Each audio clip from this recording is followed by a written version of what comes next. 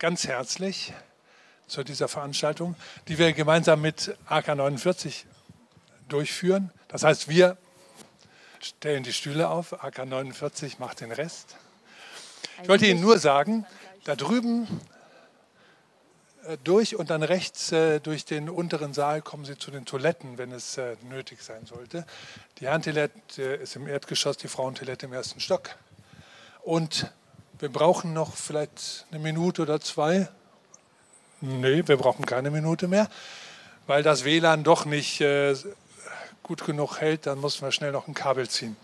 Okay, jetzt würde ich gerne übergeben an Lara Brose, die die Runde moderiert und auch vorstellen wird. Ich wünsche Ihnen gute Unterhaltung. Hello. So it's nice that you all found the way here. We were a bit afraid that no one would be coming because everyone would be staying at the ESA at this time, but it's really nice that you came. And can you also hear us in the back with the microphone? It's good? Okay, great. So yeah, I mean, Stefan, he was already telling about the event. So because at the moment we are actually organizing an exhibition, and we also have the founder of the exhibition here. It's Arash Hampai, and the name of the exhibition is Why Borders? And so we raise questions around border regime, but also different types of borders in general.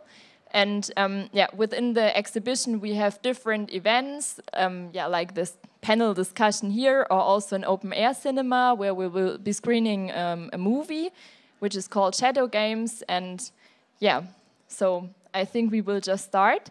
And it's not kind of a normal panel discussion, I would say. It's more an open table that we are doing here. Like we are speaking to each other, I will ask some questions, and in the end you will also have the chance to ask questions yourself. But first, maybe an applause for the three who came here to join the discussion.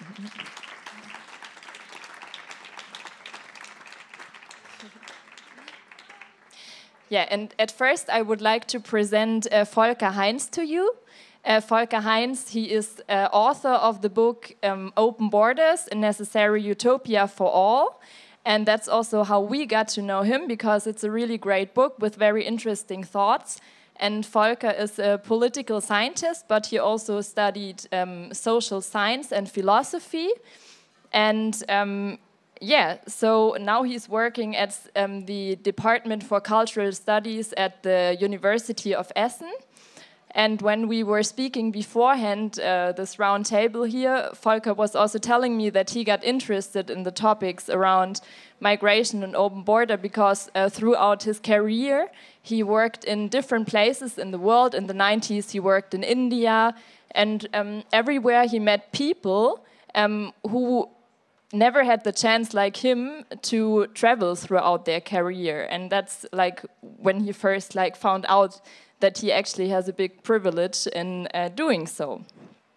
And so Falker, he's also a member of the Council of Migration and co-founder with Kada Konuk of the Academy in Exile.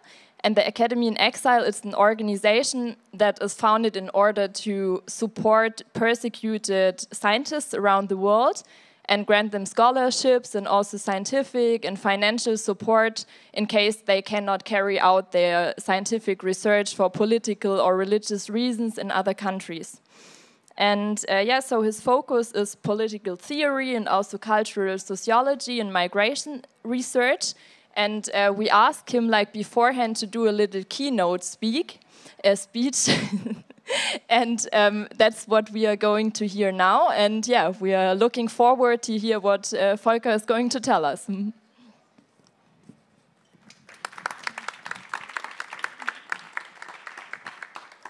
So this is working. Yeah, hello everyone. Thanks, Lara, for your kind words. Thanks for having me, to the organizers. I'm not sure that's going to be a keynote. So I've just a couple of notes. I also won't talk about the book, which is, by the way, written in German. Okay, so it's available over there. But I want to start differently. So some of you probably know the children's book, The Little Prince. So I see some nodding. And I came across this recently again. It's written by Antoine De Santis, who was actually a refugee. So the book was written in exile in New York City in the 1940s. And one of the things that are interesting is that it's one of the most widely translated books forever. I mean, apart from the Bible and the Holy Quran and a couple of other books probably. And so I checked. So it's available, for example, in Dari, in Swahili, Quechua, Yiddish, I checked Telugu, so it's really amazing. And in this book, at some point, the little prince asks one of the kings he's meeting the following question: Your Majesty, it's such a small planet, why do you need borders? So I don't know whether Arash Hampai, who will speak later, got the title of his exhibition from this book. In any case, it's an interesting coincidence, and he's of course much more than just a little prince. And what I want to say is that this is a good question. So why, Majesty? So why do you need borders in such a small world? It's a good question because it makes us interrogate what almost seems to be natural, borders between states. It seems to be such a everyday fact of life. Whereas in reality, it's made by humans, and it's quite arbitrary, and it causes lots of trouble. Now, I think we can ask even better, or additional questions, sometimes even better questions maybe, beyond why borders. For example, we can ask, why do we need borders in their current form? So certain types of border regimes, you can be more specific. Who's benefiting from those borders? Who's suffering from them? Also, I think a really important question is why people are so emotionally invested in what seem to be just lines in the sand. What is it that makes people so excited about borders? How come that many people are ready to die and kill over border issues, as we can see currently in Ukraine? This is all about borders. Now, to answer these questions, I suggest that we distinguish three types of border conflicts. So don't worry, I don't give you a lecture, but just three simple distinctions, because this gets often confused. Conflicts over borders. So the first border conflict is about the course of borders. So people are fighting to death over where a certain national border lies. So think of the border between France and Germany. That's a while ago, but literally millions of people died in 2 world wars about this question. I mean, to find the answer. Is it the River Rhine, or further eastward or westward? Just to bring this back to your memory, all world wars were about borders. Now that's one thing, the course of borders. Where do borders run? Second, there are conflicts over the legal status of borders as state borders. So my example would be maybe Scotland. Think of Scotland and England. The historical boundaries are undisputed. So I checked again. It's since the 13th century, there was a treaty, the Treaty of York, I believe. This border is fixed. It's not disputed. Everyone knows in England and Scotland where the border runs. People are not fighting about where the border is. But Scottish nationalists want this border to be the border of a sovereign state. Okay? So that's a different kind of border conflict, which we can see, of course, in many parts of the world. So I personally, one of the places where I lived was Montreal, which is the French-speaking province in Canada, and there's also a separatist movement, nationalist movement. They wanted the historical borders of Quebec to become borders of a sovereign state. There's Catalonia, the Kurdish territories in northern Iraq, lots of examples for separatist movements who are engaged in a border conflict, which is about elevating certain historical boundaries to state boundaries. That's a different set of conflicts. And usually these conflicts can also turn violent, obviously, but they don't have to. All these conflicts are connected to issues of violence. Now the third conflict, then I'm through with my list. And that's probably the conflict that's closest to our hearts as refugee activists or scholars. That's a conflict about what I would call the porosity of borders, the permeability. So you have borders that are fixed. There's no issue about where the border runs. The border of Germany, the outer boundaries of the European Union, it's all more or less set in stone. But there are struggles over who is allowed to cross state borders from one country into another and who is stopped. That's what we are all talking about. And why are people stopped? And why are people stopped sometimes by all kinds of means? So these are conflicts over the porosity. Who gets in, who has to stay out? Put differently, these are conflicts over the rules that regulate border crossings, or also rules that allow migrants in a new country, newly arrived migrants, to cross the boundary between having very few rights to having rights like everyone else. So many people who've crossed the territorial borders, who live with us, are still continue to struggle to get more rights. So, border conflicts about the course of borders, the legal status of borders, and the porosity or permeability. Now, a couple of decades ago, when I was a student in political science, many people said these borders are not equally relevant. For example, that's also the thing about Ukraine. So there are very few conflicts over the course of borders because states recognize each other's borders more or less universally. It's enshrined in many international treaties. So that's also why that comes as such a shock, this Ukraine conflict. Separatist movements similarly. So many of my professors said like separatist conflicts are more or less a thing of the past, at least in Europe. So there was still the IRA and some Basque separatists, but nowadays, I think most people would say like, all of this is relevant. If you look globally, all of these conflicts exist. All deserve our attention. They can happen everywhere. And I would add, in principle, they can all resolved also, and I think also with much less bloodshed than today. But there's something particularly outrageous about the third kind of conflict, the porosity thing, in my view.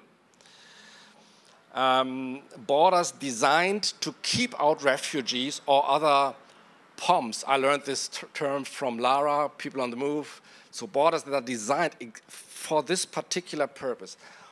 Why is this so outrageous to many of us? Because to fulfill their purpose, they need to mobilize massive violence against unarmed civilians. That's a big difference. So conflicts over the course of borders are between soldiers, between armies, and separatist groups are also, these are armed groups. But here we have armed border guards and civilians. That's something specific. And I don't need to give you a list about all the atrocities that we've seen in recent years. People drowning in the Mediterranean, people, refugees being beaten up in Croatia, pushed back, cases of torture, cases of kidnapping. There are a couple of well-documented cases of refugees who were shot and killed by Greek border guards, and so on. So you're aware of this, and these are effects of particular border regimes, and so that's what I wanted to do, like focusing on particular border regimes. So to conclude, I believe there are some good answers to the question, why borders? We can discuss this, some reasonable answers. But I think there are no good answers to the question of why we let for example, people freeze to death in Poland near the border of Belarus. There are a couple of documented cases. Or why we leave them vegetating forever in camps such as Moria. And for these reasons, I'm advocating more open borders. So thanks for your attention.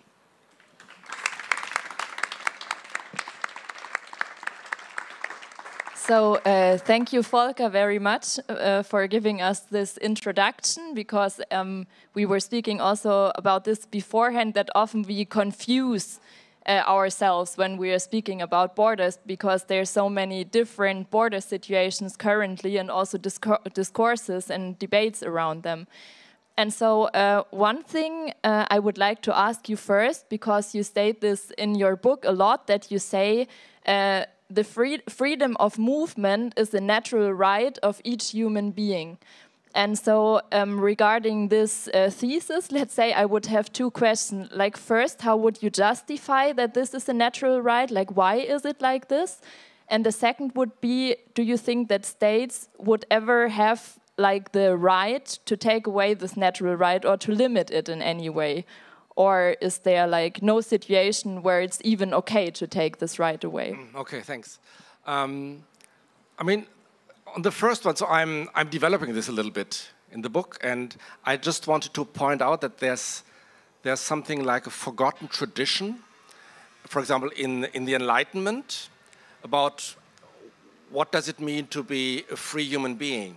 So in the 18th, 19th century, people thought like being free means to discuss whatever we want, to have freedom of expression, free speech, freedom of choice in what you're doing for a living, such kind of things. But early on in the 17th century, many people said like, freedom ultimately means going wherever you want, freedom of movement. So it was considered to be a kind of bodily freedom, to move, to break free. And this was very relevant, for example, in slave liberation and for, I don't know, lots of people throughout history. So that's the idea. And I mean, nowadays, I would probably no longer use this term, a natural right, but I think we should recall that for a long time in Europe, people thought this is something that defines us as humans, to move wherever we want, okay? But this does not imply, there's a subtitle to my book, A Necessary Utopia, as you mentioned. So this does not imply that states have, or all of us, of course, sometimes we have reasons to keep certain people from moving to where they want to. Certain criminals, certain hate mongers, jihadists, I don't know.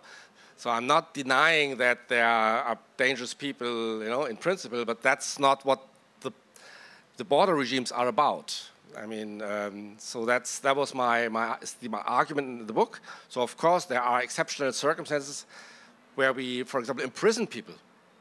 You know, you don't need to talk about migration. There, of course, you could argue I'm also against prisons, but that's not the argument I'm making. So in this sense, I would say yes, that we can imagine situations in where curtailing the freedom of movement is legitimate. Okay. And okay, so my next question about this would be about, because you said like the conflict we are talking, or the border conflict we are talking about when it comes to European borders, is the permeability of borders. And also you say that you think open or closed borders and liberal democracies are very closely connected, because you say that the more you close borders, the more illiberal the societies get in themselves. Like, so what could you explain a bit about this connection that you see? Yeah, I mean, if you want to justify very restrictive immigration control, or let's say closed, I mean, there's no such thing as totally closed borders, but we have restrictive migration regimes, obviously. And if you want to justify this, you need to instill fear of outsiders in society. Somehow you need to tell people, and we can see this in Hungary and Poland. So all these people coming over, they're dangerous, they are bad, they have an alien religion, whatever. So you need to mobilize these often racist stereotypes, obviously, And so I think building a democracy on fear or on racist stereotypes is a very difficult exercise. So at some points, I think these ideas clash. So that's my basic argument, and we can see it empirically. I mean, let's take Hungary. That the more authoritarian the state becomes, the more aggressive it acts towards migrants. And the other thing I want to say, once these countries run out of migrants, they are picking on other minorities. So it doesn't stop. That's very important to me. Migrants are just very often, or let's say Muslims, Sinti and Roma, blacks, you name it. They're just a proxy for all kinds of other groups. Then they start picking on Jews or on gays and lesbians or women in general and whatnot. So it usually there's a dynamic here. So it's not just about certain types of migrants. There's usually certain regimes are built on stigmatizing minorities. Okay, and like the last question for now to you would be, because I think one thing that we also discuss a lot in, I think, all these political groups that are active, that like from the liberal to the left, there seems to be that position that open borders and welfare state cannot combine, because people discussing also from the left-wing movements that when you start opening the border, like the people are no longer willing to redistribute money within the society, because they say, well, why should I be paying taxes for people that didn't work in the country, and so on and so on. And that basically we have to decide if we want open borders or a welfare state. Would you say that this opinion is based on evidence and that it's true that we have to like step back from certain privileges that we are like connect with the welfare state in order to have open borders, or is there also another way of doing this? I mean, that's a long-standing debate, and I mean,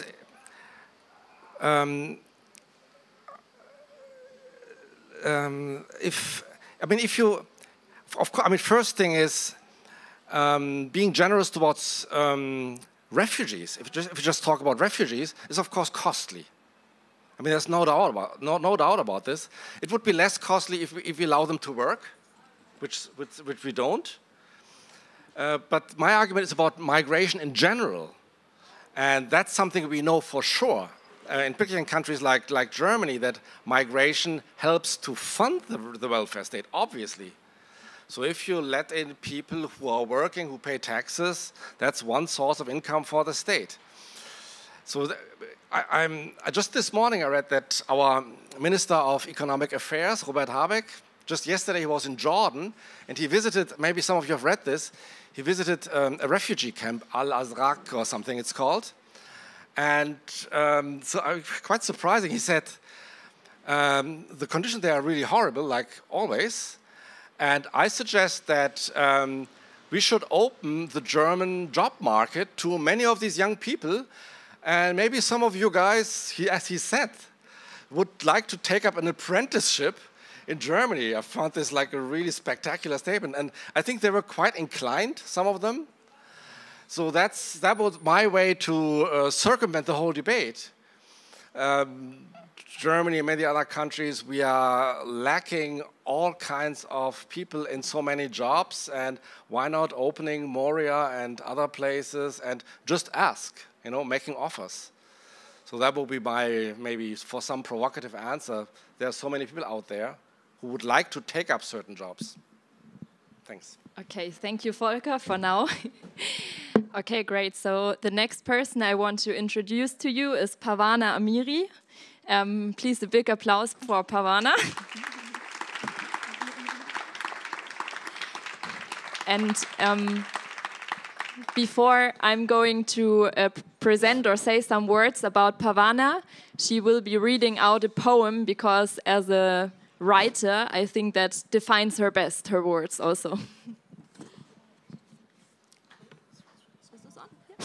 Okay. My homeland.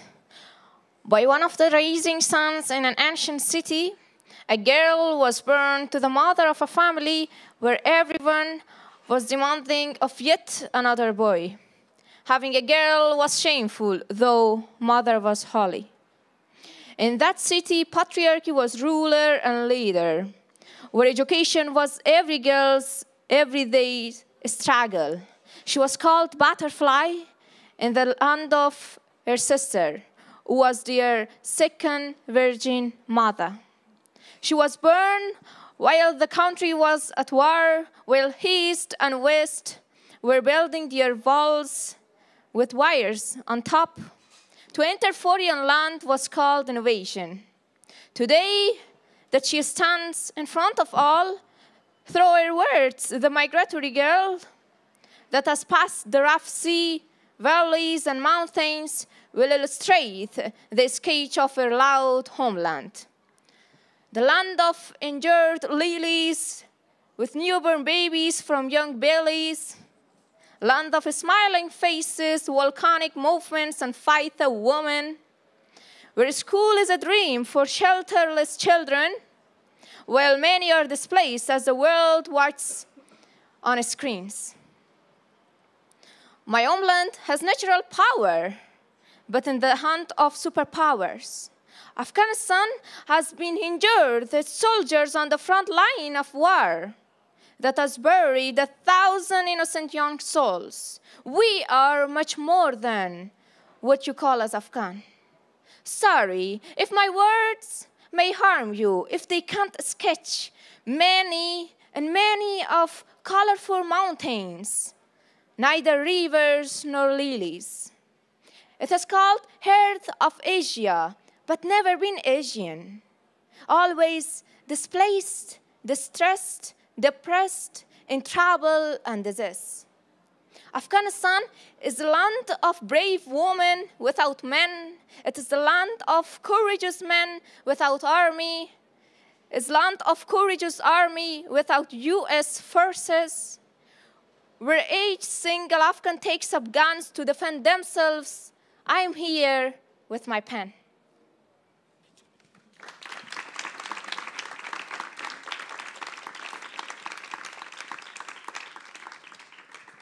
Okay, so thank you very much.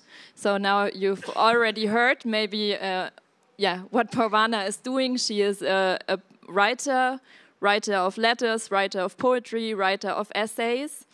And just like some words about you.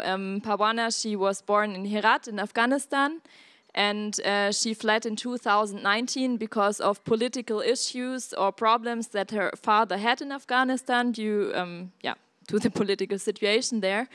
And she reached Moria on the island of Lesbos in September 2019. And that's where she saw all these injustices and inequalities, and she just wouldn't keep quiet there. But she did such a big list of things in this camp, so actually I cannot tell everything she did, like from organizing art exhibitions, over manifestation, over holding speeches, over founding a school there and teaching adults and kids in different kinds of subjects. Doing a lot of things, and above all, she kept on writing and writing and writing. And so some of her poetries and letters, they became known like all around the globe under the name of Letters from Moria and Letters from Rizona, and they were like perceived globally. And there she writes about the situation of the people in the camp, about what's going on in Europe and in her own country. So thank you, Parwana, for being here. And like the first question I would actually like to ask to you is, you wrote a book with the name My Pen Won't Break, But Your Borders Will. This is a very combative title, I would say. And is there any contradiction for you between political fight and artistic creation? You may know that being a girl, Afghan, a Muslim, and to live in a refugee community has never been easy for me. I faced many challenges because I was living in a camp in the same society, so my struggle was not only with the fascism community of Greece to be attacked in the social media or to face different treatment in the common places in the city, but it was also within the refugee community as well. Mr. Walker has spoken about having border, but I would like to say that border is not to have a, physically the militarization of one country in front of another country, or from one continent to another continent. It is how the minorities or different type of the communities are getting treated in Europe or globally everywhere. When I was living in Moria, it was that is in Lesbos island, and after that, when I was in Rizona, I felt the same thing, and I experienced the same condition. We were left in a place where it was not visible for the national population of the country. We were totally invisible. Even we were not able to go to a school. And I would find the struggle of going to a school one of the main reasons, because if you would be in education, circumstances in the school, the national community and the population, they would have a different perspective about us. Then we would be thriven, and we would not only survive there. I started writing letters to the world from Moria because I noticed that the condition was inhuman. I will read one of the letters. The condition was inhuman, but I was not able to really read much things about the situation there, which I was expecting the world to talk. Because it was not 200 years ago when it was after during the World War II, but it was in 2019. So I would never expect to see such circumstances. I started writing in order to have a voice inside of the community and to let our voice to go behind. And I achieved that. I'm happy. I also would like to say that on that condition, that where nobody was able to talk, it was because they were threatened. The photographers there, they were threatened. The people that they were giving interviews with the journalists that was happening so seldom, they were getting threatened. Their asylum apply was getting rejected. We were able to see the people that were working as volunteers with the NGOs working in the camp, they were getting rejected after having some kind of activism, or the photographers, without any reason or any evidence or even having any kind of crime, they were going to police station in order to take their cameras from them, in order to them to not have photography inside of the camp. The ones that they were giving interviews with the journalists, they were getting treated the same way. In the beginning, when I was writing letters to the world from Moria, I decided to be anonymous in my letters. I didn't want to get threatened because our asylum apply was our only chance to stay alive and to not be sent to where we fled and we passed the borders. So this is not somehow, when we also spoke about the, racism or fascism, it is because in many of these countries, especially in the margin of Europe, people and the different communities are not really engaged and they are not really living together. In Greece, you can see most of the refugees that they have only the labor work. They are working in the fields, in the strawberry fields, in onions fields, and potato fields, all in the fields, with less payment and lots, more working hours. When I was in the museum in Königsplatz, I saw the same photo that I had, and I saw the same scene. The photo was about the Jews working in a refugee camp in about 200 years ago. But the same thing was happening until the time that I left Rizona and I came here, and still it is happening.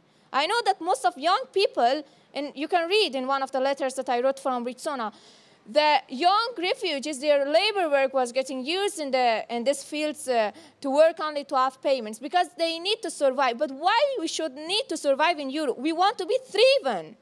We want our skills, ability, and talents to be used in this in the country and wherever we live.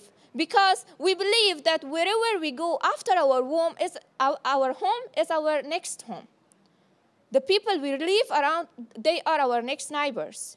When we leave our families, when we leave our friends, we want to make new friends, but also to be engaged politically, socially, and in all sides, to not be kept behind the walls, behind the barbed wires, and to live under violence and to experience systemic violence that is running so much tough and is getting tighter for the people coming in the margin of Europe and especially in Greece.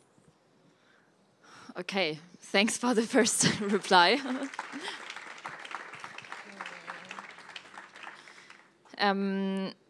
Yeah, I think what I can say about your writing and also what you're speaking about, or what I think is very interesting, because I feel you experienced a lot of different borders in very different way. I mean, you had to cross through a lot of borders. You lived surrounded by fences in different camps, like on the route. But you also write a lot about inner borders or borders of the mind that people are stuck in. And you also write in one letter from Rizona that you felt that the people who are living within the fences in the camp, they have their borders of the mind, and the people who are living outside of these camps, they also have their borders in their minds. And I would like to ask, like, are there similarities between these borders of the mind that you experienced, and but how do they also distinguish from each other? In Rizona refugee camp, the place I was living for 2 years, without struggling for the education rights and even running the campaign of build the schools, not walls. The reason is that the government was building the walls, cement walls with 3 meters high, all around the camp, that 3,000 refugees were living.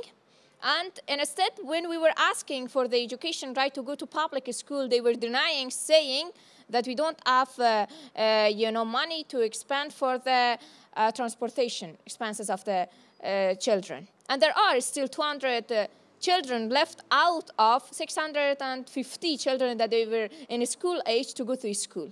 I know some of them that they already passed the borders and they are hoping to start their school soon.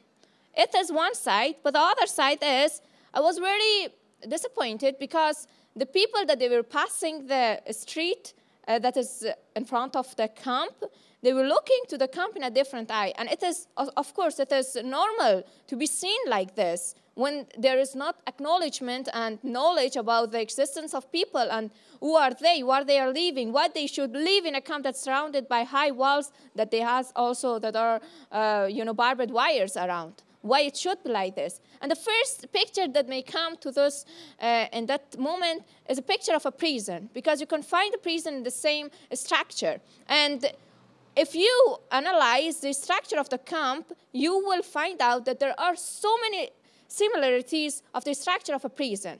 But at prison, when somebody enters, he or she can understand when they are going to be released. But we were not able to even understand that.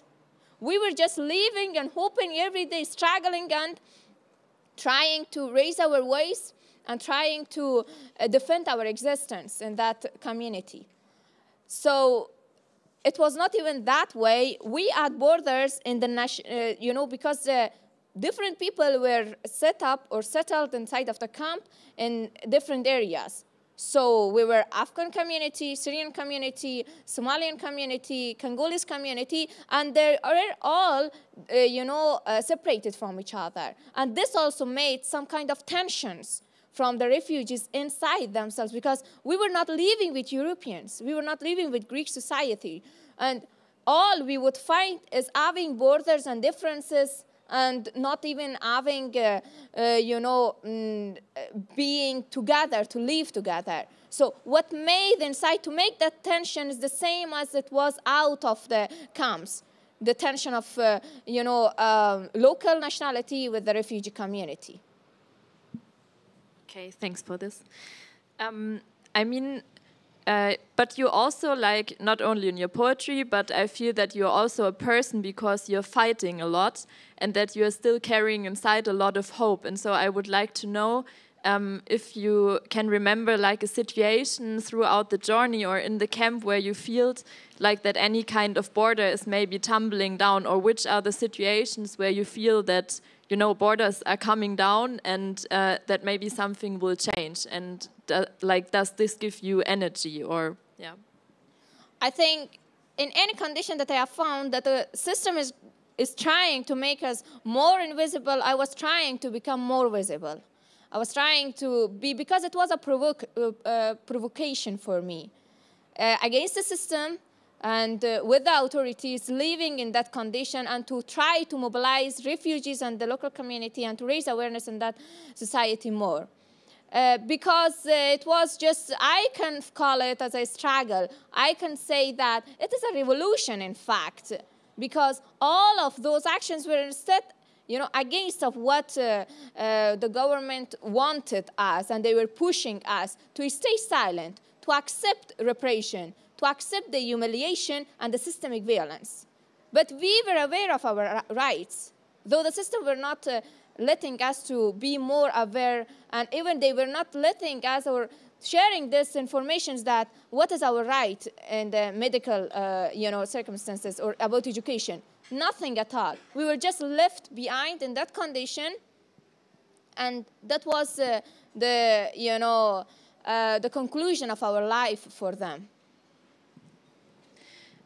So I would also like to know from you, because I think you strongly believe in the power of the words, like whether it's spoken or written. And do you think that there is something that words can do that, for example, images cannot? If you think that there's something that words can do that other media cannot, because you always decided in the end to write, and not like Arash, for example, he is photographing, and like, do you think like that there's something special about words, or what's the special thing about words for you? I think art and different type of it, all of them, they have a specific power. Photography has a specific power and word, but when they are connected, they make the reality. You know, they bring the reality in the birth. And I was writing because I found it a safe space for myself, both to let myself to be expressed and to say that I have this right and I am going to use this right.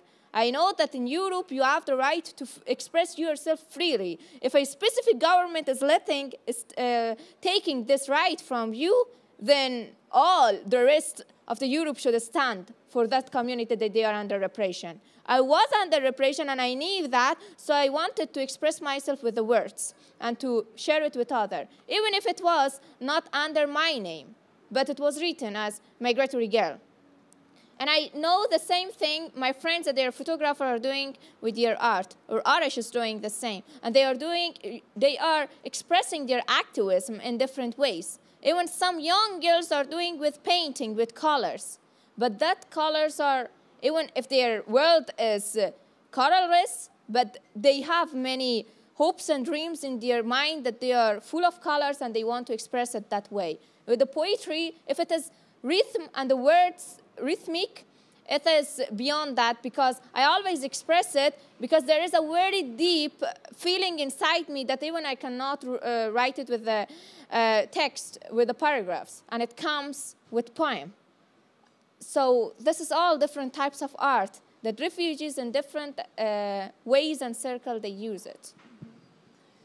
And which would be like your utopia for migration policy that should be in the future?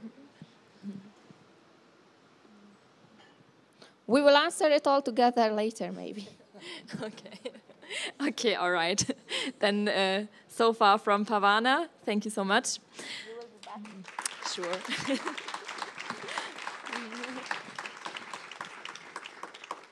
Okay, and then let's have a talk with the third person here at the round table. This is Arash Hampai, and as I mentioned before, he's the founder of the Why Borders exhibition. He is a great photographer and a human rights activist. And yes, and yeah, Arash, he's from Iran, and actually he was already a human rights activist in Iran. And he had to flee because he was already imprisoned several times in Iran for his political activities there. And then he came to Lesbos also, like to the same camp in Moria as Parwana has also been, but some years earlier. And also, yeah, Arash was shocked about the conditions there. And what happened was that one of his brothers who came with him and other activists, they were imprisoned in Greece again. And so Arash, he went on a hunger strike for 41 days and he wouldn't stop until like all prisoners there were released. And yeah, so he's very strong about his beliefs always. And yeah, then at some point he made it to Hamburg and he founded several organizations. Like our community house or home, our house, yeah, okay, like this, yeah. And so already in Greece he founded an organization and then he founded one in Hamburg, and they are all mutual aid and support structures for people. And yeah, he's organizing the exhibitions and trying to get the question why borders more into the society, like at events like here. And yeah, so thank you so much for being here. And so the first question that came to my mind when I was thinking about you and your relationship to borders was actually really these hunger strikes, because they were very extreme and they also provoked a lot of attention publicly, also in like different countries in the world. And I wanted to ask you, or how challenging is this to push your body so much also to a border for your political beliefs? Like, how do you feel about this, or what's your relation towards such forms of action? About the hunger strike. Okay. So I, as she mentioned, I arrived to the Europe in Moria, 2016, and before I came to the Europe, so I have a completely different imagination of the Europe and European law and human rights and blah blah blah. But in 2016, I realized that I was in completely wrong side, in wrong thinking about the Europe and the Europe politician and law about the human rights. If I want to just speak about my hunger strike, why I did hunger strike, why I forced to do this hunger strike, because the situation made me so angry and so hopeless about about my brother especially. Because it was so stupid for me from the system that we was two brothers, we come from the same country, we come the same times, we have it same reason to come, and we had the interview in the same day, but I get positive and he get reject. They decide that yeah, I have a right to stay in Greece, but my brother have to deport to the Iran where his life is danger. And so we try to take a lawyer for him. We try in a different way that we can change it. But unfortunately, the Greek police, they take him to the prison. And when he was in the prison, they give him one paper and they say, you should sign this paper that we can send you to the Athens. So you get positive, and we want to send you to Athens, which is all the dream for all the refugees in Lesbos. And he didn't know that they lie. He just signed it because he thought it is Europe. It's not Iran. They are not the, I don't know, the Iran regime. So he just signed it. But this paper was signing to say, yes, I'm agreed to deport back me to the Iran.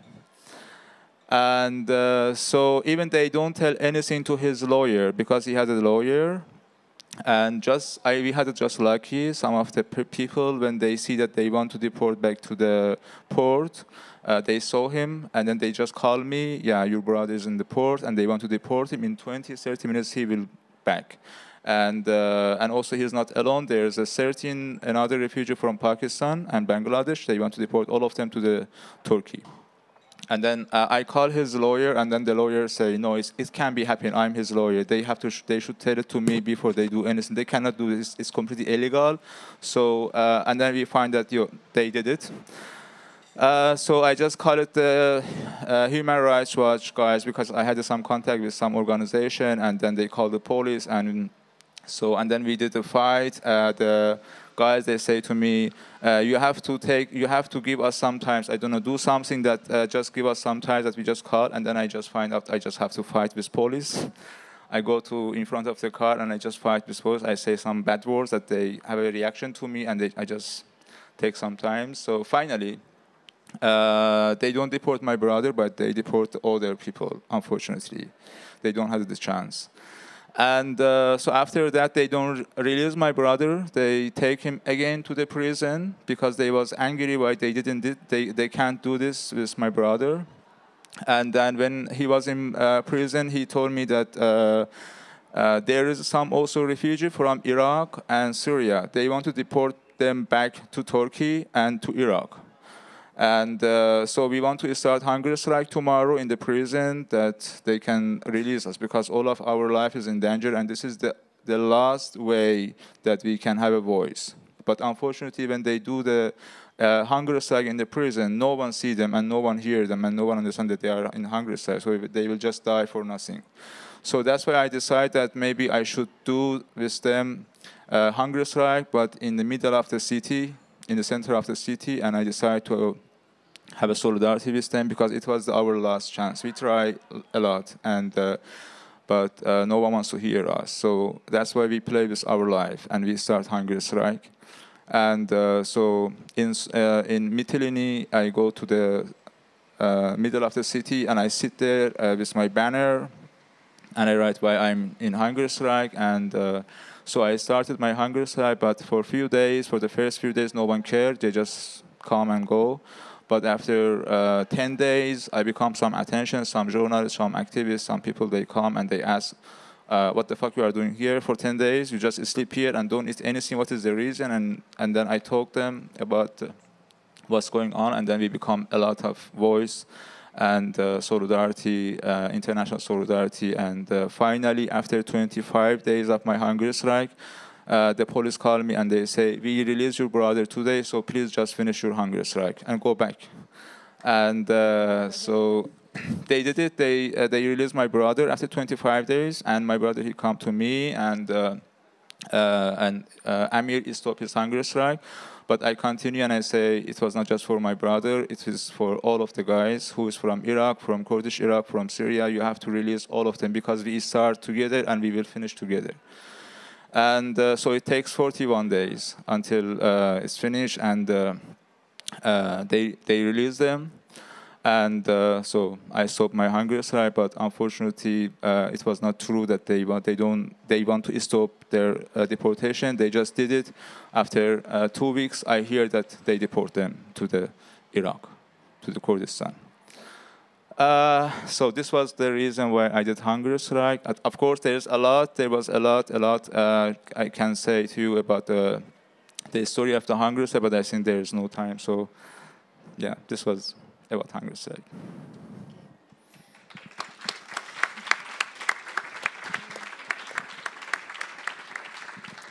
So also something special I noticed when I was listening to you speaking is that you are not so shy to also very explicitly talk about situations of violence or very harmful situations that happen to people throughout the journey, because often I feel that here there are certain, let's say, they would say it can trigger, or that to speak too much about violence, but somehow I think it's very important because all the people who have to live the situations of violence, and I would like to know just that it's a bit more vivid also for the audience what we are talking about when we speak about the border regime, because this might seem as a vocabulary very harsh, but what it's producing, it's these situations of violence that you are talking about. So if you can tell us about such a situation that was created by just the border regime, like here in Europe, and that is connected to these deep violence forms. Yeah, this was my challenge when I want to speak with the people. I want to have a dialogue about my experience, what's going on in the borders and in the camp. And always I understand and I learn from the European people. I have to be so careful about my words, about how I talking, about what I talking, to don't talk very openly about the violence, that the people feel not so bad. And but unfortunately, there is nothing beautiful or there is nothing normal that I can say. So, and another thing, I have a responsibility. I cannot lie, or I cannot make beautiful image, or I cannot make normal image. There is nothing normal in my experience. And so that's why I had to choose how I have to speak, which word I have to use, and I try to just be so rude and to say exactly what I see. And yeah, there was a lot violence since when I was in Iran, because I also have to say to you that I don't feel it, the borders violence just in Europe. I feel it since when I was child in Iran, because in Iran also there's huge shameful and fascism atmosphere against Afghanish people, against Arab people, and against immigrants. Not just systematically, also from the people, unfortunately. And so I can talk about this shame and this atmosphere much about what's going on. And one of the reasons that I was I was political prisoner for several years, it was because I was also part of my activities for immigrants, for the refugees, for Afghan people and for Arab people. So yeah, if I want to speak about the violence of the borders, and there's a lot, but there's one pictures always, every night I have it, and it doesn't let me alone. And that's one of the main reasons until now I didn't stop to be active. I didn't stop to talk about the borders violence, and that's why until now I'm so angry of the borders. And there was one mother with her daughter. The daughter was 5 years old, and they was from Syria. They come by their feet thousands of the kilometers with any hope that they come to Europe and they become freedom, they become peace, and they become normal fucking life. And they did it, and they passed many dangerous situations. They passed many horrible days and nights in the jungle, in the sea, in everywhere. But finally, they arrived to the Europe, and in the Moria, and for 2 years half, they didn't have the right to leave fucking Lesbos. They had to live in detention in the camp, in the Moria camp, which is not safe for nobody, you know. And if I want to talk about the Moria situation, because Parvan and me, we have a different experience, because she was in 2019, I was in 2016 to 2018. And so I can also speak about the Moria, but I think it will take so long, so you have to stop me. Yeah, just Google maybe, yeah. So this mother with daughter, they live in front of my tent. So we both live in the tent, and they was in my front. And there was one night, as you hear, maybe normally every 2 weeks or every 3 weeks, all the Moria get burned. And this was one of the night that the Moria get burned, and the mother with daughter, when they hug each other, they burn and they die. And they cry together in their hugs, in the fire, with many hope that one day finally they can start normal life, which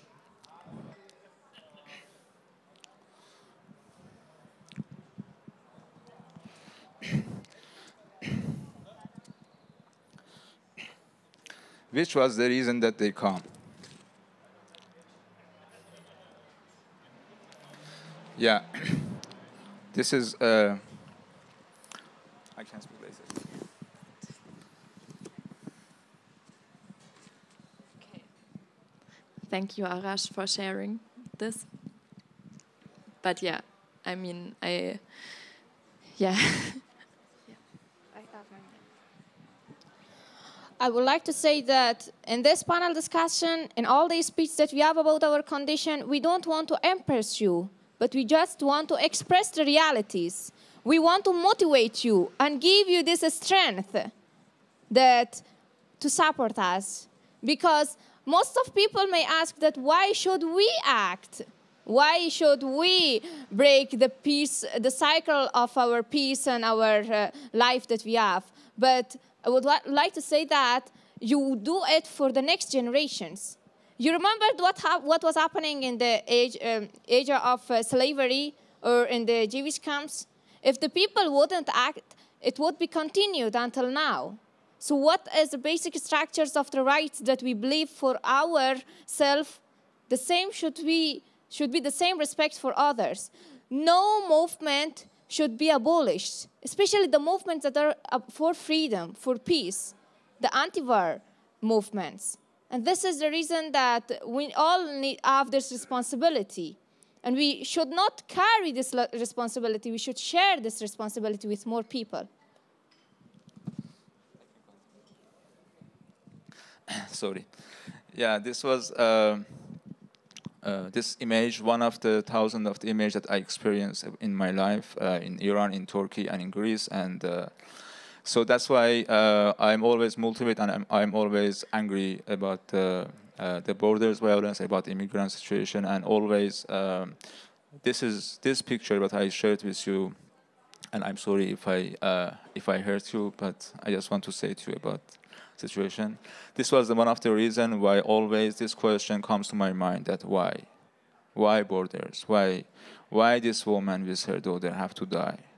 Why they don't allow them to go to Germany or any country that which they wish, which they can have a normal life? We don't come thousands of the kilometers to have just luxury life. We don't think about it. We just come from war, from the bomb, from dictatorship, from terrorist government to just become normal life. We didn't come here to just destroy the life of the other people. We come to here, as she mentioned, to share our skill also, share our talent also, because always we feel where we live, as she mentioned, that it is our home, and what is the reason that we have to separate ourselves, each other, with borders, which have no any income or impact for us? When we think deeply about the borders, what is the reason that we should have a border? When the border separate us, when the border kill the people, when the border just have a control of us from the governments or from states. So there is no any. I didn't find any good impact from the borders that we become any income. It's just cut our rights, freedom of the movement, where we want to go, where we want. I know you as a European people, this generation, you can't feel like me the borders, because there is no border for you. You can go where do you want to, but you just imagine that you are Parvan Amiri. She is from Afghanistan. She is in the war. She is, in the danger of Taliban, and she wants to just go to another country, for example, to Iran. I don't want to speak about the Europe, She wants to just come to Iran, and when she just wants to come to Iran, there is a big, huge border with many guns who just look into the people who want to come to our country to kill them. Why? Always this was my question, because unfortunately I'm not an artist, and I'm not a philosopher, and I'm not like this beautiful guy, and I don't have a very great words or education or artistically or philosophy mind or words, and I'm just a street worker, and I'm just a street activist, and I'm just activist, and I just say about my experience about the borders and about the reason why I start this question for myself, and in this moment why borders action. And I just believe that many people of the Europe, they really don't know what's going on in their border. They really don't realize, they can't imagine what's happening in the borders, which they pay tax for this, which they build it, or which they are silent about this. And that's why I think that if we who have experience of the border, if we come to the people and have a direction connection and dialogue with the people, and we say that truly what's going on in your border to us, to other people, to the children, to the women, I don't think you will be happy or you will be silent anymore. And that's why we want to have a kind of dialogue about it, about the borders, and we want to share our experience with art, with poem, with dialogue, and then we ask why we should have a border. Thank you so much.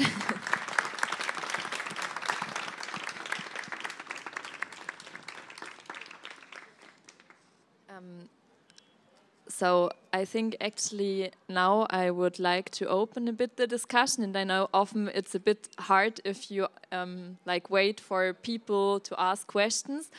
But maybe as a little inspiration, I would like each of you who is here now to think, if you think about borders, like any kind of borders, whether it's state borders or inner borders or outer borders, like which are questions that you keep asking yourself about borders. So maybe we can all just take a minute and think about this. And you can also ask all sorts of other questions, whatever you like. But yeah, maybe this can give you an idea of what to ask, because here we have, in different ways, experts when it comes to borders. So yeah. And yeah, you can just raise your hand if you want to ask something, and I will pass the microphone. Or Stefan will do it.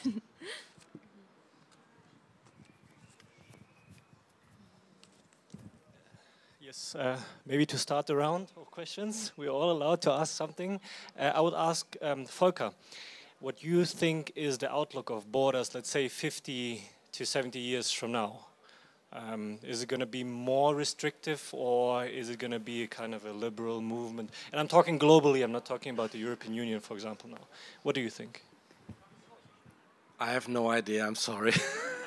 I mean, you know what I'm struggling for, but whether this is a successful movement we are building, I mean, I think it's totally unpredictable, but it's certainly clear that it's not just, I'm bound to be optimistic, you know, so I think that there's not just one trend in the world. So I think it's an open question. And I'm focusing on Europe. I mean, if you look globally, that's so much more difficult. So sorry, I can't say it.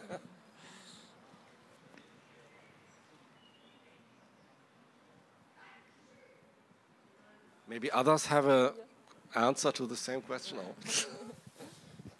I think we can imagine Europe without borders. It's not without borders, but legal journey and freedom of movement, the way that everybody will have the possibility to travel. This is freedom of movement, and this is, is exactly giving the right. But when we are talking about the European Union, imagine that people, or refugees, for instance, that they live in the margin of Europe, they are not able to enter center of Europe. And this is one of the main struggles they have. We know families that they die while passing the border of Greece to enter center of Europe. And you know the reason. And even the German government or other countries, they know that what's going on in Greece, that's the reason so it is so clear. And it is, again, the same thing about the refugees that they are stuck in Bosnia. They have the same experience. They are stuck there without having their basic rights. Even their problems are not visible to Europeans. The same in Slovenia. They have the same problems, not having access. So what we want is the same that Germany, for instance, is organizing this condition and making this system. The countries in the margin of Europe, instead of putting refugees in a side and restricting their life, they should give them and they should put integration in the priority of their strategies. But it is not. And they accept that they are doing the systemic violence, and they are restricting the refugees and restricting their rights, even their basic rights to healthcare and education, for instance. So it's having equal system, and the best one to have it in all, members of the European Union. So we are talking about Europe, but wider, it will be an inspiration. First of all, thank you for having this panel and this. Thank you for talking about all these things. I was wondering if you think that borders always include this violence, because I think, like, deeply in my heart that it's incredibly important to fight for freedom of movement for all. But on the other side, sometimes I realize it's hard for me to imagine a world without borders, like organizational-wise. Like, how would you organize this huge amount of human beings around the world if there weren't some kind of... I know this is a big question, but I thought I would like to ask it if you think that borders always involve this kind of violence, or if it could be some kind of other, just organizational thing.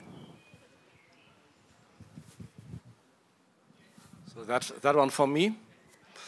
I'm always saying, we do.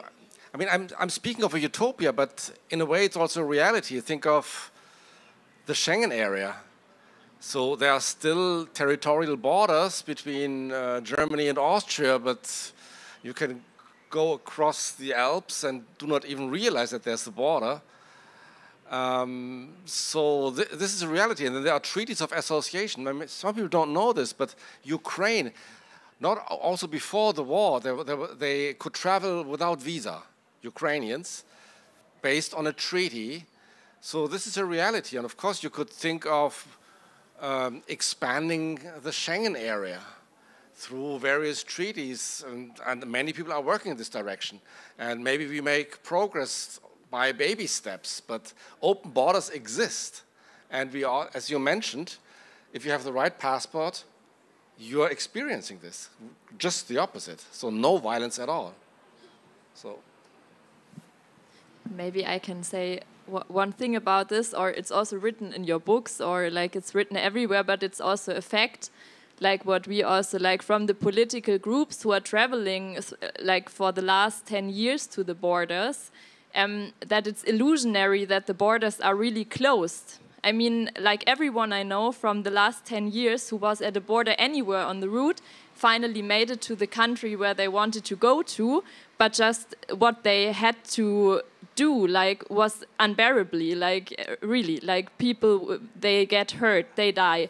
But it's not that because of the closed borders less people are coming, and we know this, like there's evidence for that from the migration signs. So we know it's the same amount of people, just the question is who is coming. And I think these are the segregation mechanisms also, that if you say we close the borders and we build high fences, then just like people who have the physical ability to do this are coming, but it's not less people, it's just other people. So, and yeah, I think this is always when people say it's a utopia, but I think it's also a loss of reality to think that the border system that we have at the moment is working at all. Like it's not. Yeah. And also about the question that if always the border have violence, not for you, but for us, yes, always. Always there's the borders include the violence. And for me as immigrants who come from the Iran until now, I didn't see anything from the borders, just racism. Because as he say, there is no border for you when you go to travel anywhere, but for me, there is many borders, and with violence and with humiliation, of course.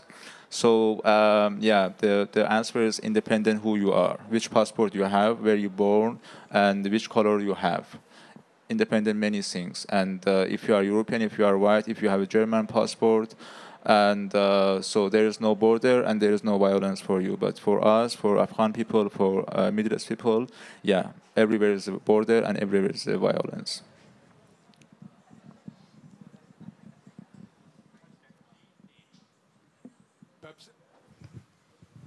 Perhaps I have a question also. Arash, you mentioned nationality, racism, and so on. But perhaps to all of you, how far you think are these borders of welfare, of dividing the rich from the poor? It's not necessarily capitalism, but the question of do we want to keep the poor people out? That's the point.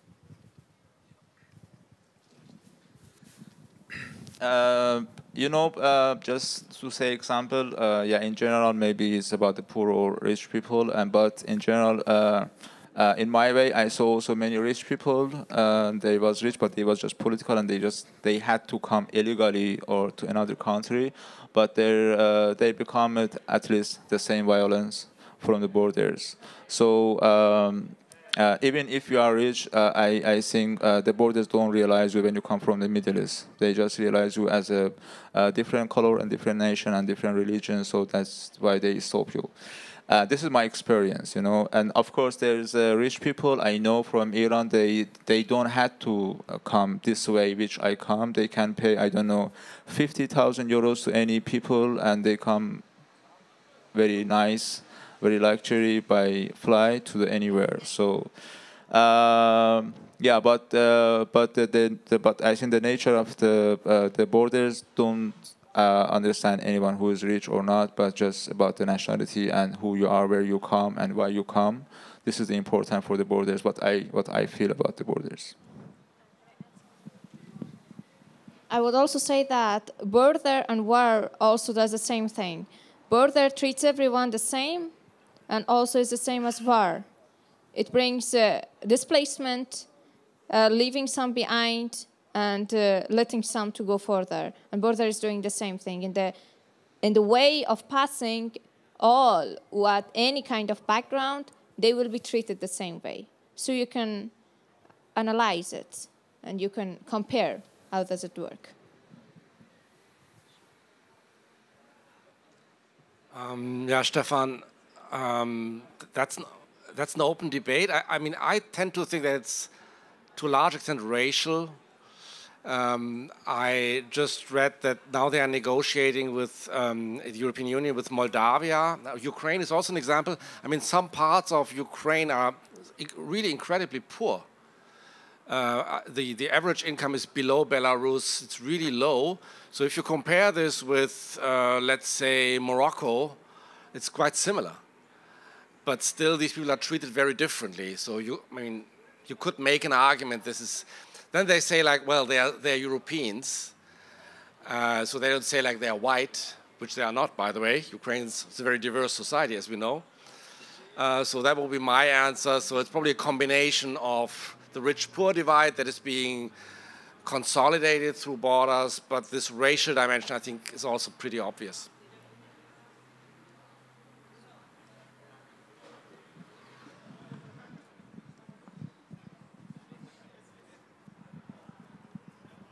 Thanks.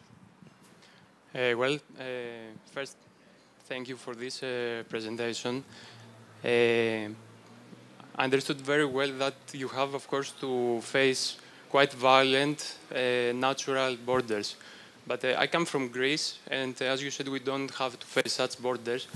But for me, the borders we have to face relate to information and socially related borders. I mean, you face so many problems in Moria, in Rizona, but most people in Greece don't even know of all these experiences because they are buried in the news. The majority of the media don't even bother to share such stories.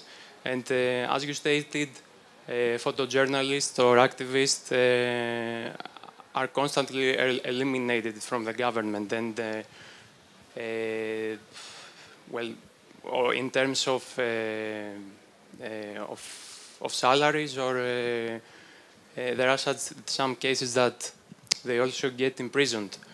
So my question would be, how do you believe that such, let's say, social borders and information borders could be resolved? Because I think that, from my perspective, the only way to get the physical or natural border down is from the inside part of a country. So Greek people should be aware that such atrocities happened in their villages or in regions just behind them, in their neighborhoods. But it seems that the majority of the people don't have currently any way to learn about these things. And that's very weird because people in Germany or people in England have Spiegel, The Guardian, Deutsche Welle, which make huge documentaries about all this stuff. But in Greece, that doesn't happen at all. And when there are efforts to happen, there is so much oppression that there is no result. So that's my question, and thank you.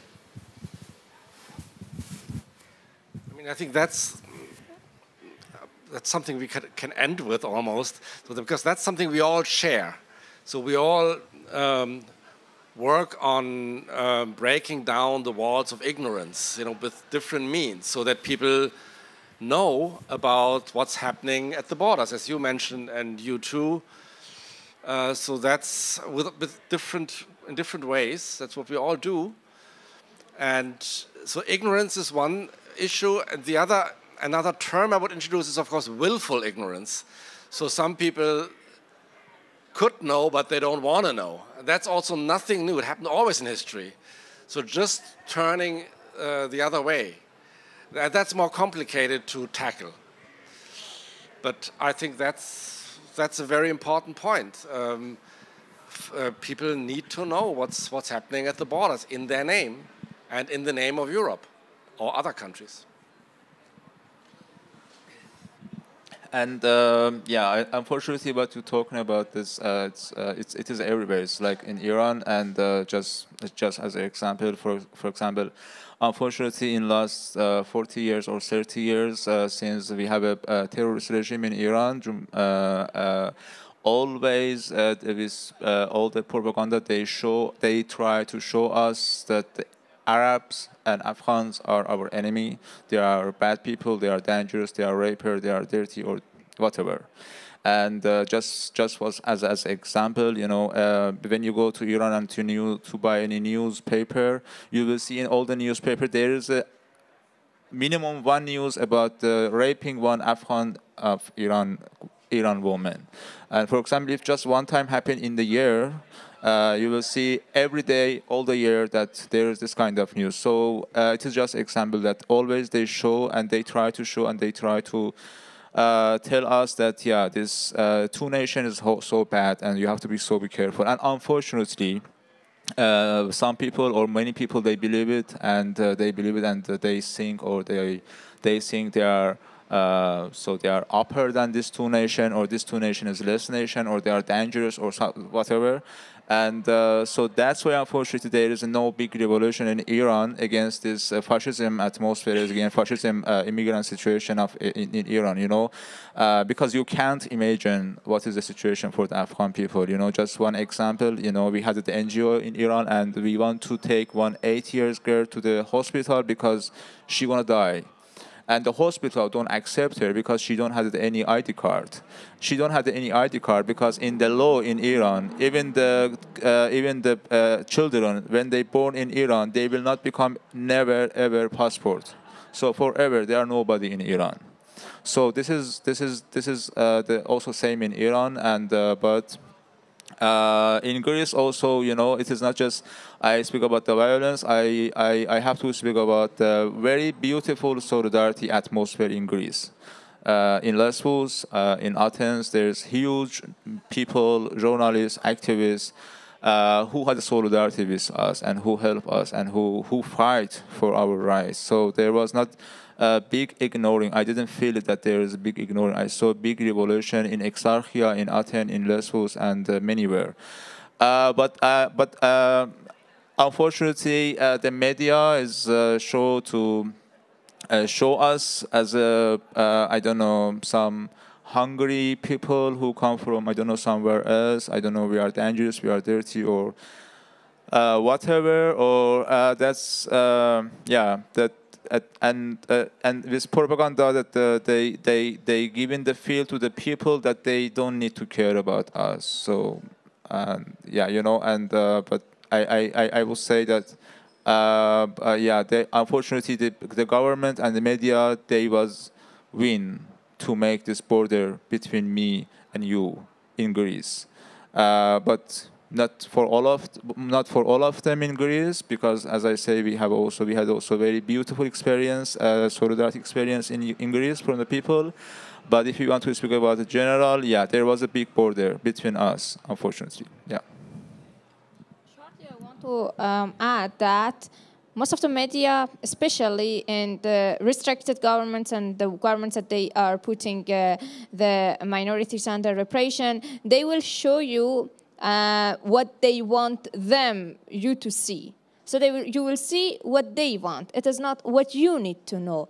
That's the reason that we all need to acknowledge ourselves by doing research about what we think is important to act for it, and to not always accept whatever we see in the mass media. And we need to also, I think you need to also ask your politicians, is mass media the only way that they can be connected to you and you to them? Sorry. There is another question here, but Sadat, he asked if he can ask in German. Okay. Thank you very much for this panel discussion.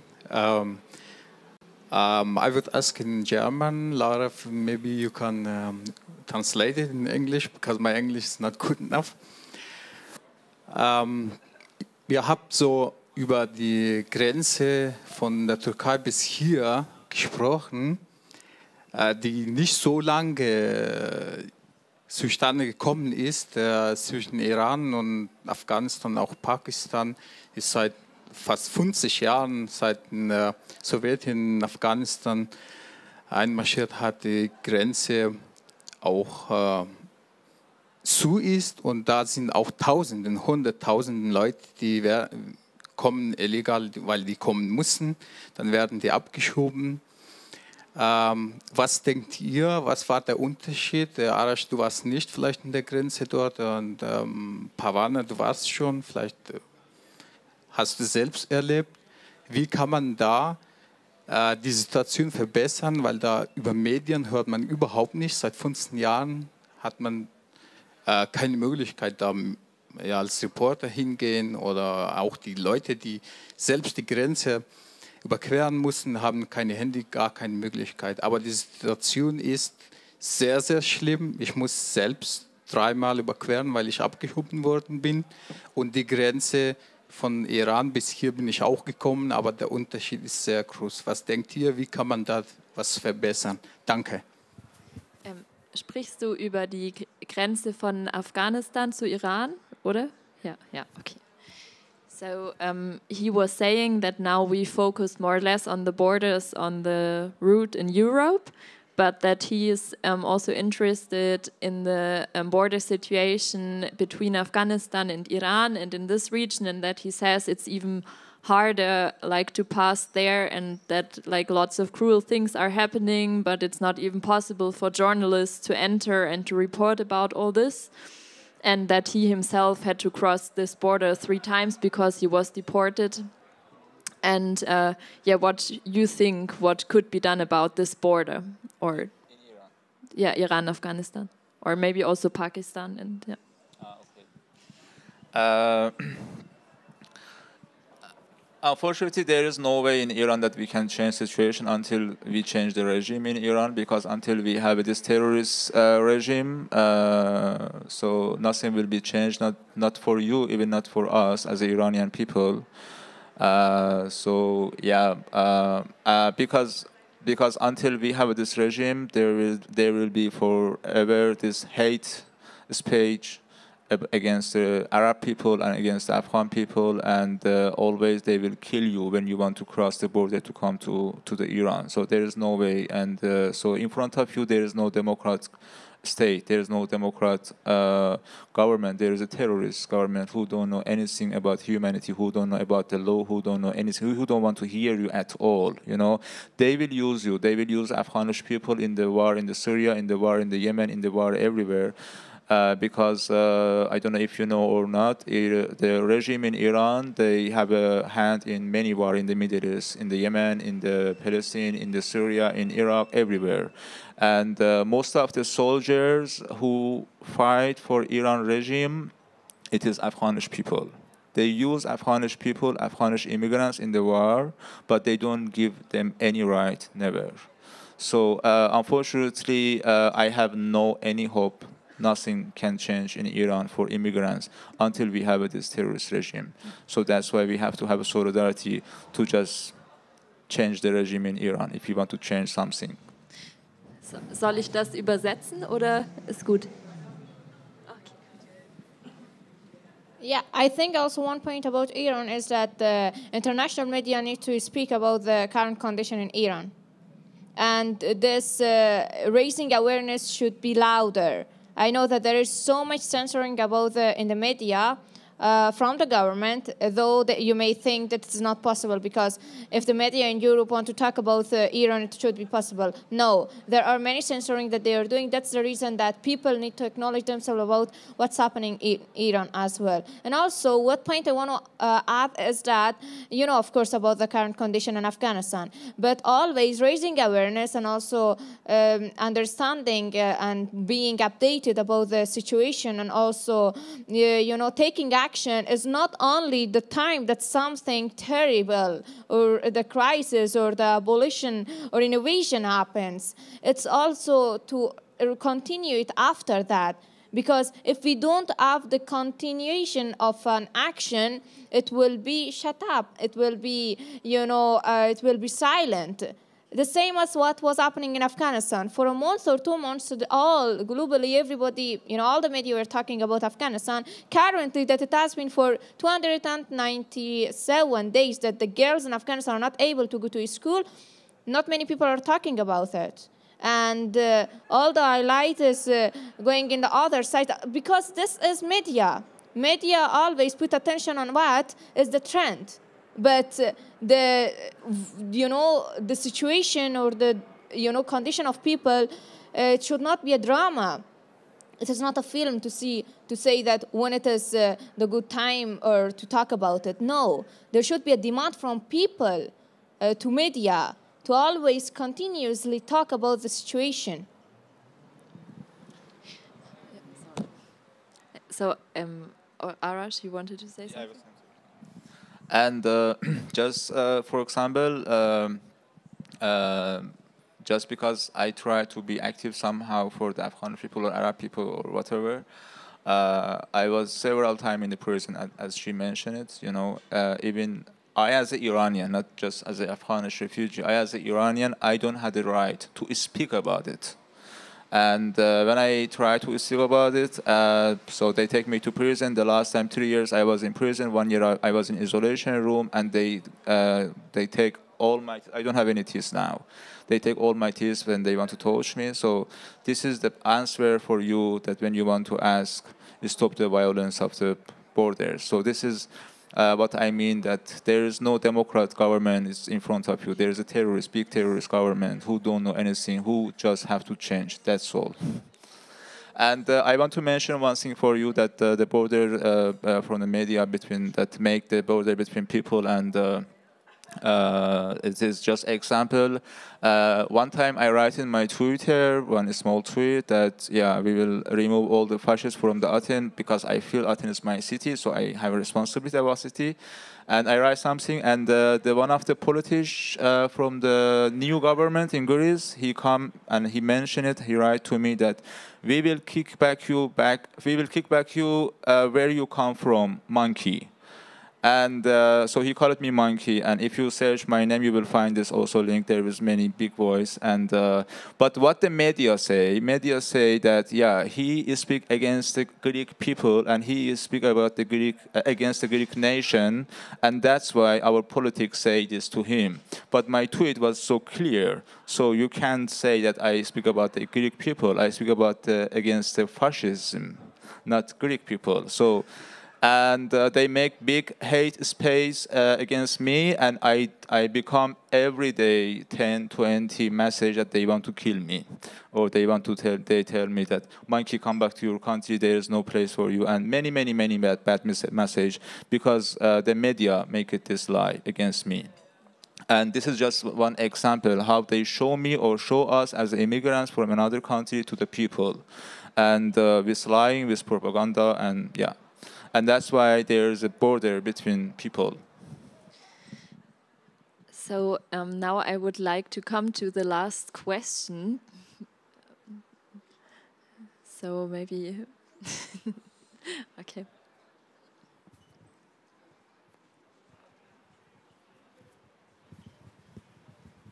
So yes, you first of all, thank you for everything. I really appreciate that in general. So, like, I don't know, 20 minutes ago, you asked why borders, right? So, and the first thing, I come from south of Italy, okay? So I'm part of European community and so on. So the first thing I can think about border for me is identity. And of course, it's not the same as you. For you, it's probably pain and whatever. But why borders? This is a very broad question, and so definitely I don't feel like I could answer this question, but as coming from south of Italy, I can definitely tell you how the borders are exploited from some purposes in our country. They are definitely providing a political leverage, And the way this happens is basically attacking minority, and this provides under a veil of identity, of Italian identity in our case, but the same is applying for every country. In our cases, immigrants, and some other cases are, I don't know, heterosexual identity and so on and so on. And I have this general thought about it, but what I felt is like we can speak about that whatever we want. We can speak about, we can make media inform us about the situations of refugees and so on, but I think always there's a bias in it. People who want to listen about that will listen. But there's something. It's television. It's an empathic connection with people. It's what's making the difference. I do not know who is coming in my country, and I have a big background of instruction and good family, or at least under my point of view. Therefore, I tend to trust all this movement, and I see this in a positive way. Who's voting for, I don't know, other people are basically not seeing this that positive. They will not look at documentaries or information about that, but they do not know who's coming to the country. They are basically aliens. You are basically aliens for them. And they do not want to get informed. But if those people would have the opportunity to empathize, to see that the reality is not so different in other parts of the world, like, I don't know, I'm thinking about Turkish television, for instance. Now it's trending a lot in Europe, Turkish television, and there are less, in Germany that's always trended, of course, but also now in Italy and so on. So my point is, there is this, in general, internet and television can bring this, the world to get to know about the other reality, what is happening, what is, and just in that way you could slowly take that leverage away from politics. Maybe in the future there won't be the interest from the European community to keep borders as they are and not as permeable as they could be. So I'm wondering, as far as you know, are there projects of television streaming platforms, web involving in, like streaming to European country for that? And it's a general question. It's yeah. If I have the feeling this could make a difference on the long run.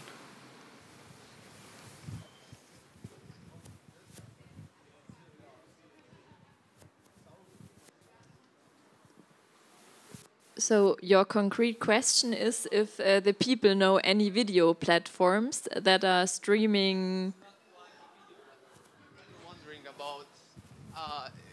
I'm rather wondering about, of course, this is something new to me, so I do not know. But the first thing I'm thinking about is so many realities we get to know through Netflix. I've thought that many realities that I look in streaming platforms would have been much more different than what I experience in my everyday life. And as soon as I get closer to them, just by empathizing with it, just by watching the TV, I know that could sound a bit just easy, just like I'm saying, I'm maybe making it trivial, but I'm wondering if in some of these countries there are people who actively try to sell television, to sell media to Europe, and yeah. I think it again comes to the same statement that I gave about the mass media, that how they're working and that they show you what they want you to see, not you what you need to. So if you need to know what you need and you want, this place is the right place. And why Border exhibition was the right place? That was the reason that I called it Open School, because it is the place that you are learning, you specifically see and even gets introduced to this, and this is the effort that the assemblies and collectivities are putting in order to bring the artists in the place that you can have the direct connection. You cannot have the direct connection with your politicians, that is for sure, because there is only a filter among you and them, but this can be broken down. There is a school that's called School of Resistance in Belgium, in Ghent. The work that they do is that they are sharing the political informations concretely with evidences. It is about the refugees with victims maybe this is not the word, the right word to use, but with those that they experienced it really. Not representatives, for sure, not the media to talk, and them to have a direct connection. So yeah, engage your friends to directly, participate, and we are here not to only listen to each other, but also to find out more spaces to give to those that we want to have their voices. And also, when it comes to film, we are also showing, for example, the movie Shadow Game within the program of the exhibition next Monday on the Alte Utting. And this movie is exactly about the topic of violence against young people at the European borders. And it won the film prize in Netherlands, like the highest film prize. And so it was also because it's 2 female directors and they really did a great movie. And they were traveling a lot with this movie. And I think like also it's the engagement of people who are making media or films to bring them to other places. But then, for example, this movie is now screened in Netherlands or in Dutch cinema, and like people can go there. And I think there is attempts, and also something is moving because, yeah, there's also a lot of very active people who are really trying to get more of these stories into news, into novels, into books everywhere. And I think that's also good news. So, can I add something? Yeah. If you may know that mainly the media, if you sit in front of the television, I'm happy that we don't have television at home. If you sit in front of television after having a very hard day of working, this will be a manipulation of your thoughts, of your thinking. And maybe your, lifestyle or something, but it will be a manipulation. So nobody wants to have their feelings or their thoughts, their emotions will be manipulated by those that they want to get advantage out of it. And I see the time, especially with the young people and generation, that they will eliminate television or they will give space to television physically, but what they are expecting to see is live streams of programs that there will be discussions and deep discussions, not only bombarding of sense that something is happening. You only see about, what is going on in the places there's a war or, somebody that is attacked. It is all negative effects. And this is manipulation.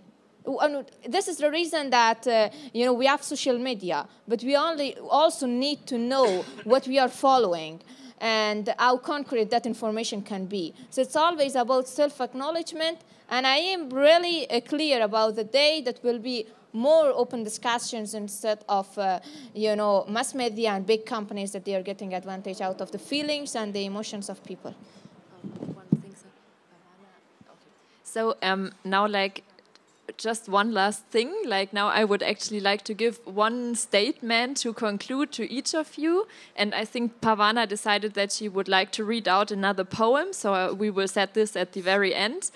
And, so maybe first we start with Arash. I would like to leave it open to you what you would like to say. I mean, now we had the topic, why borders, but it can be anything. Yeah. How much time I have? 1 minute. 2 minutes. About the question of our friends, and first of all, I don't know why I need to look the TV to know who comes here. They are just humans, and so they can have a different talent, different skill, and for me, no media and no TV can show the reality life of me when I was in Iran. They can't show it. They will not show it. What they show, even if they want to show something good about the immigrants, they will show that some hungry people, they are in the line to become food. So this is not a good picture of me. This is not me. I didn't come from Iran, for example, because I was hungry. I had a cinema office, I had my life, I had my job, I had my family, my friends, and everything, And also all of us, when we was in our country. But we just come here with our skill, our talent, and our many dreams, just because we just want to have a freedom in new country. And for me, I will never ask myself if these people are right people to come to my country or not. For me, I will ask myself, if my situation in my own country as Italian, I don't know, German or Greece, if there is a war or dictatorship in my country, and if I forced to go to Afghanistan or to Iran or another country, what I accept from those people, what I accept from their rules. Should they have to stop me? Should they have to kill me? Should they have to humiliate me? Or should they have to accept that I need to change my place for my freedom and for my life? So I don't think that no movie can show the real face of the people who come from different countries, because everyone, they have their different stories, so they cannot show the truth. So they will not show even. And as I say to you, the many of the media, even when they want to, I don't know, as a volunteering or as a humanitarian mind, they want to show our life, they will just show us in the long line to stay for the food, and to show us as, I don't know, poor people and less people, hungry people who just searching for the food or for toilet or don't know, you know, something like this. So I think you will not find any TV or any film to show you that who we are really. And for me, that I just wish that one day, because I think I don't have much time, just about my wish, that I wish that one day we people and we humans, we understand that we can live together without any borders. We don't need anyone who have to control me, where I have to go, where I cannot go, who have to come, who don't have to come. I don't have to give this permit to any government or any system or anyone else. I am human and I know where I want to live. And I am human, I will accept any human who need to come to live with me. I will not say in my country who want to come to live with me together. So I hope that we have one day the world and the house without any borders, without any control, without any violence, without any humiliation, and without any difference. And this is my wish, and for this, one of the acts that I try to do my best, because all of us, we have a small part that we can be in this solidarity circle to change our world. And the one of the part that I try to do by myself, it is just come every month in different city to talk with different people about my experience, about our wishes, and about the imagination of our world without any borders. And I hope that we all do this, and we all just talk with other people. And I'm sure by myself that when all of us, we think deeply about why borders, about this question, and when we really deeply think about if our world will be more beautiful and more safe without border or with border, I think that we will understand one day soon that without border we are more safe and we are more happy and we are more free. And this is my wish. Since when I was in Iran, I saw the violence against the Afghanish people or Arab people or any other my neighbors people, or in Turkey or in Greece. And I want to say thank you that you hear my bullshit words, and I'm sorry that if I hurt you, if I was not a good speaker, never I was good speaker. And thanks to Laura and Alke that they give us this opportunity and they accept us, and thank you so much. Love you.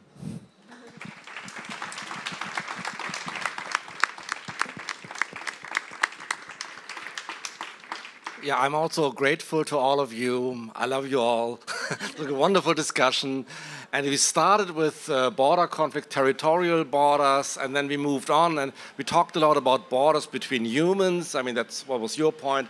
Borders erected through different passports and so on. And going back to the very last question, so, I mean, the internet, social media, that's really important. But in my life, so as someone who's not a refugee, who did not suffer the violence, like personal encounters were more important than anything I saw on TV. You mentioned in the beginning that I'm a co-founder of this organization called Academy in Exile. So we have an Afghanistan program, and we invited only 13 people, some of them artists and photographers, and no one can replace this kind of experience of meeting these people, like meeting you. no Netflix series, so this is really valuable, and it's pretty easy to do. We did it today, and we will continue. Thanks so much.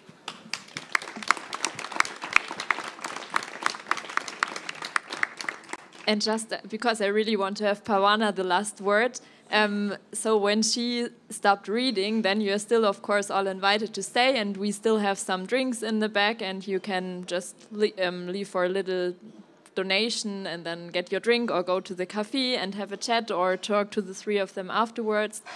And so, yeah, just this. I will read a very short paragraph that is written in the beginning of my book instead of reading one of the letters from Moria.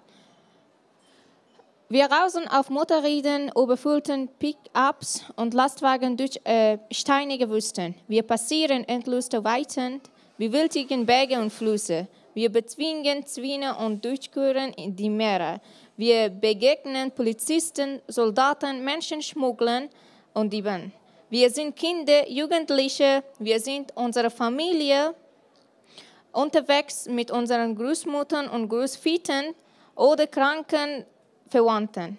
Wir sind einfach Menschen mit 1000 unterschiedlichen Geschichten.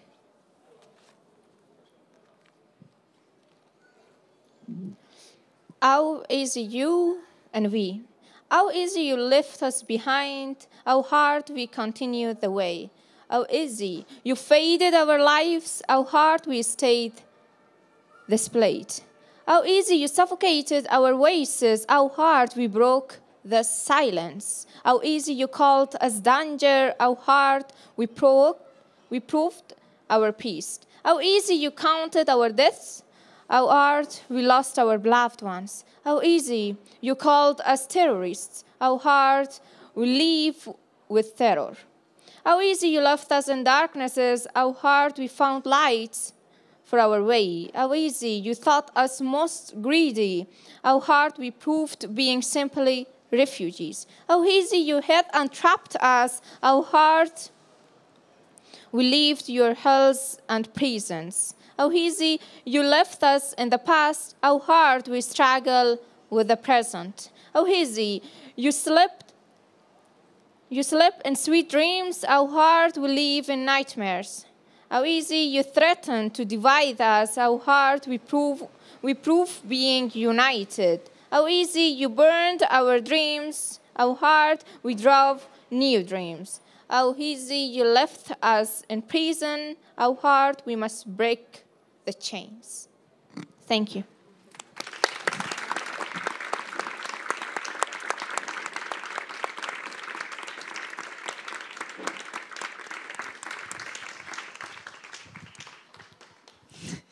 Sorry for that. This was recorded, so you still have the opportunity to watch this on the Bellevue channel. So in case you know anyone who might be interested in the topics that we were speaking about, you can still watch this online, just that you know. Okay. Ja, und also es ist auf YouTube tatsächlich. Ob wir auf Netflix, an Netflix das verkaufen, das überlegen wir uns noch ein bisschen. Aber für alle, die jetzt nicht nur Filme gucken, sondern vielleicht auch Bücher lesen. Wir haben von Pavania Miri, glaube ich, noch 3 Bücher da. Von Falker Heinz, Offene Grenzen für alle, haben wir noch einige Bücher da und noch einige andere. Vom Optimal Plattenladen der Christus hat uns freundlicherweise diese Bücher zur Verfügung gestellt. Wer sich eins kaufen will, tu das bitte auch gerne. Ja? Ansonsten ist in der Glocke noch länger auf als hier im Bellevue, aber es gibt da hinten noch was zu trinken, aber hier und rechts und links auch noch. Es gibt alle Möglichkeiten, sich noch einen netten Abend zu machen. Vielen Dank.